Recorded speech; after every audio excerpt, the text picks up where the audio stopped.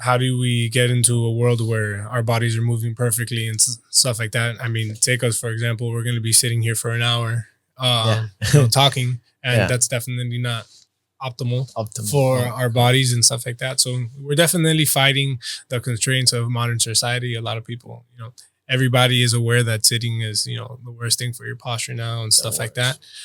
But like, to go to the example you brought up, when it comes to pain, and, I'm not trying to go into a deep dive because we could be here for hours, but pain is just such a complex concept because it's an experience. It's hard to quantify exactly what's happening and why this person is experiencing these sensations. We can, kind of get to the point where we understand what certain tissues are speaking and, are the ones that are sending the pain signals and which receptors and stuff like that and blah, blah, blah. Right.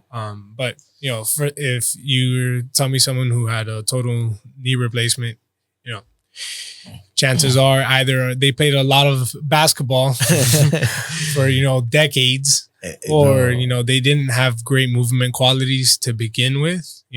Things like that don't just happen just because on this, obviously, congenital disorders or anything of any disease. Yeah. Yeah. But it's like I was telling Jay when we spoke, and I was telling him, you can do one thing 1,000 times. 1,000 times that thing that you did, nothing happened.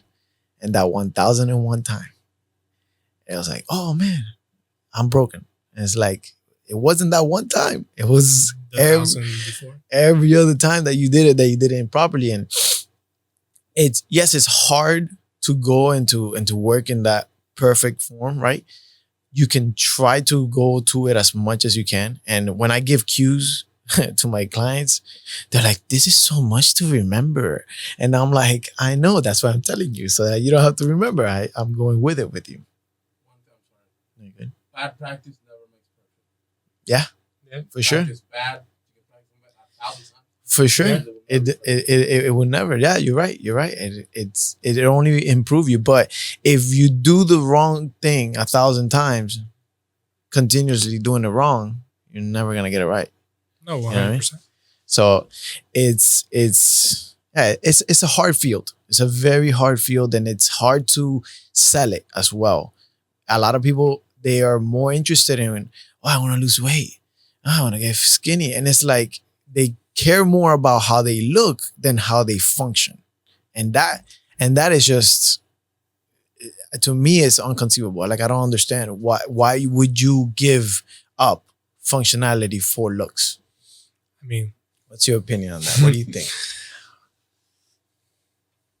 I mean, people can be vain. People can be superficial. You know, I mean, we live in one of the craziest cities.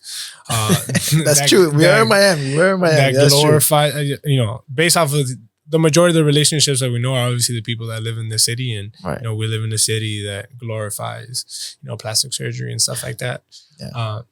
Do you think? But it happens all the time, and I think the biggest mistake or the single-handed thing that holds people back is that they just don't understand how their body works. Right. For those that end up in the health field or medicine or physical therapy, something along those lines, are the ones that get exposure to it. But for the majority of people don't know and won't understand.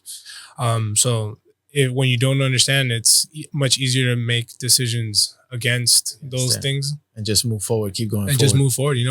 Ignorance is bliss. It is. It really is.